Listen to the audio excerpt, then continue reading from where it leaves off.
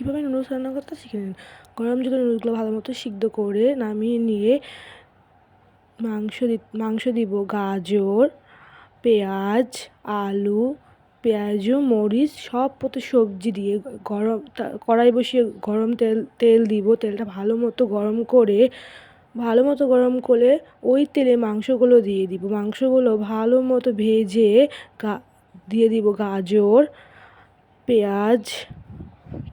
পেঁয়াজু, আলু, তারপর দিয়ে দিব মরিচ, দিয়ে সব কিছু দিয়ে ভালো মতো নাড়াচাড়া করতে হবে। খুব ভালো মতো নাড়াচাড়া করে পরিমাণ মতো লবণ দিয়ে আবার ভালো মতো নাড়াচাড়া করতে হবে। খুব ভালো মতো নাড়াচাড়া করে আলুগুলো যখন ভাজা হয়ে যাবে তখন ফেটানো ডিম দিয়ে দিব। ডিম দিয়ে তারপর ভালো মতো নাড়াচাড়া করতে হবে। নাড়াচাড়া করে সিদ্ধ করা নুডলসগুলো ভালো মতো দিয়ে খুব ভালো মতো নাড়াচাড়া করে নুডলসের মশলাটা দিয়ে দিব। নুডলসের মশলাটা দিয়ে ভালো মতো নাড়াচাড়া করতে হবে। খুব ভালো মতো নাড়াচাড়া করতে যাতে মশলাটা মিশে যায় নুডলসের সাথে। তারপর নামিয়ে নিলেই হয়ে যাবে নুডলস।